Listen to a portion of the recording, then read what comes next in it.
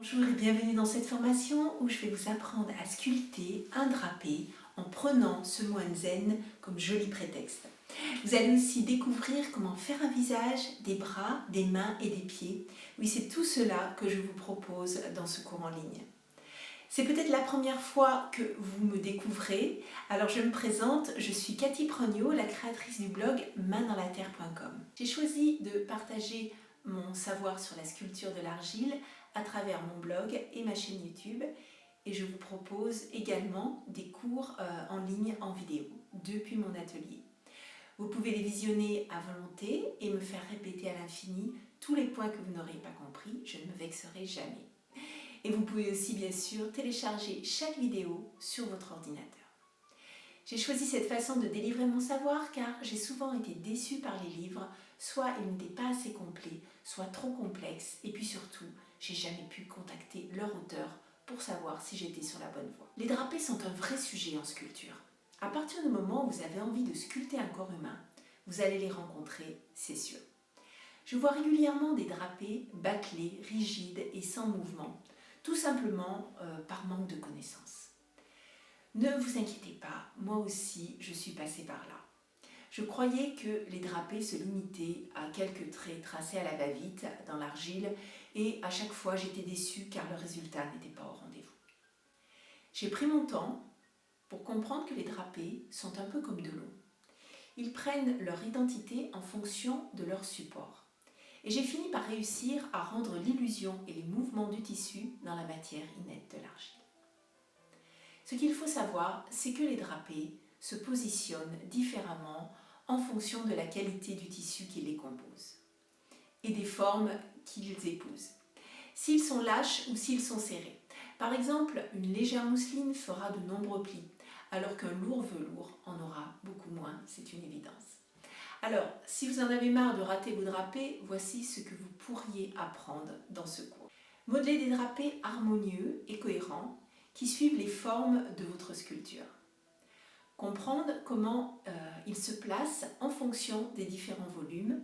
Créer des œuvres qui prennent une autre dimension car les drapés n'auront plus de secret pour vous.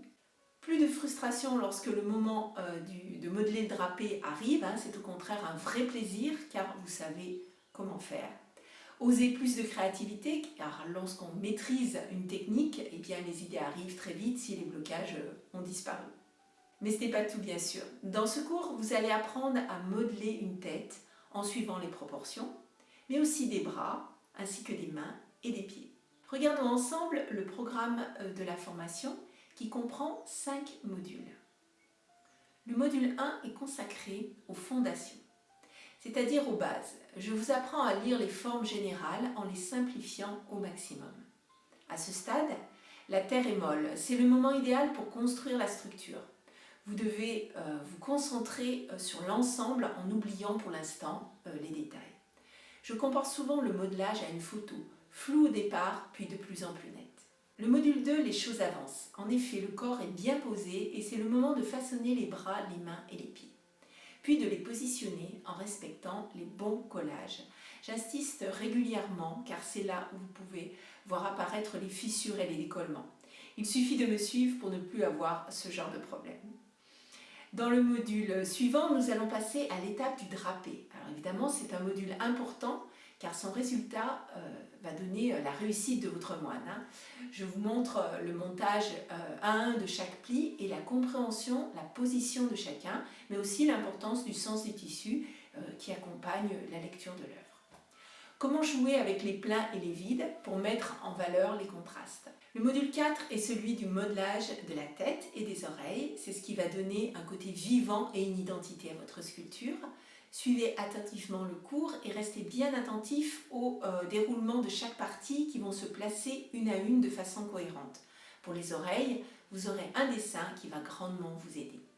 Le dernier module est celui du modelage, du collier et des finitions. C'est à ce moment que vous allez optimiser les états de séchage de la terre. En effet, l'argile étant encore humide, ce qui vous permet de faire des corrections, comme ajouter des volumes par exemple.